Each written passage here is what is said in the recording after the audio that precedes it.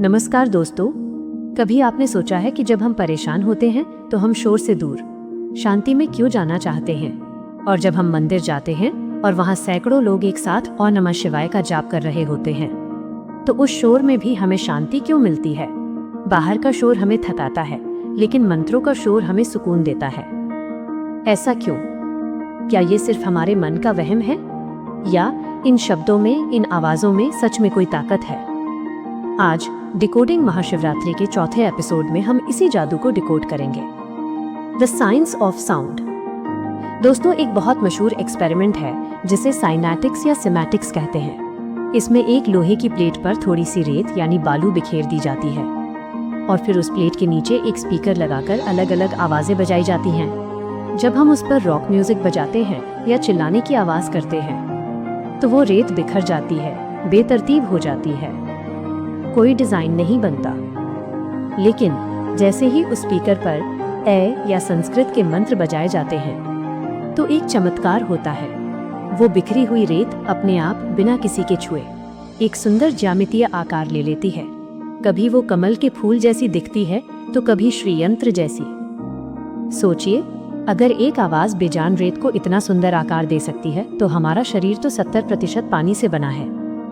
जब हम ओम नमः शिवाय बोलते हैं तो वो वाइब्रेशन हमारे शरीर के पानी में, हमारे खून में ट्रैवल करती है। वो हमारे अंदर के मॉलिक्यूल्स को एक सुंदर पैटर्न में बदल देती है। विज्ञान कहता है कि हमारा दिमाग आमतौर पर बीटा वेव में होता है, यानी भाग दौड़, टेंशन और स्ट्रेस। लेकिन जब हम मंत्र का जाप करते हैं तो सिर्फ 10 मिनट के अंदर हमारा दिमाग अल्फा और फिर थीटा स्टेट में चला जाता है। ये वही स्टेट है जो एक गहरे ध्यान में बैठे योगी की होती है, जहाँ शरीर सो रहा होता है लेकिन दिमाग जाग रहा होता है। मेरे दोस्त शमशाद अक्सर एक बहुत गहरी बात कहते हैं। वो कहते हैं कि ये पूरी कायनात, ये पूरा ब्रह्मांड सिर्फ एक गूंज है, एक वाइब्रेशन है। शिव कोई व्यक्ति नहीं है जो कैलाश पर बैठे हैं। शिव वो सन्नाटा है, वो गूंज है जिससे हम सब बने हैं। जब आप महाशिवरात्रि की रात जागरण करते हैं और मंत्र सुनते हैं तो आप असल में अपनी बैटरी चार्ज कर रहे होते हैं।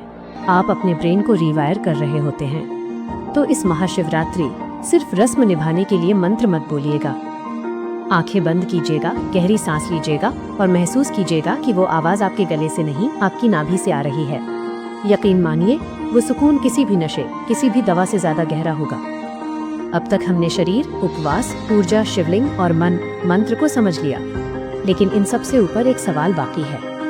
नंदी, शिव का बैल, वो हमेशा शिवलिंग की तरफ मुंह करके ही क्यों बैठता है? वो किसका इंतजार कर रहा है? यह इंतजार और सब्र का फल हम जानेंगे अपने आखिरी और सबसे खास एपिसोड में। तब तक के लिए ओम नमः शिवाय।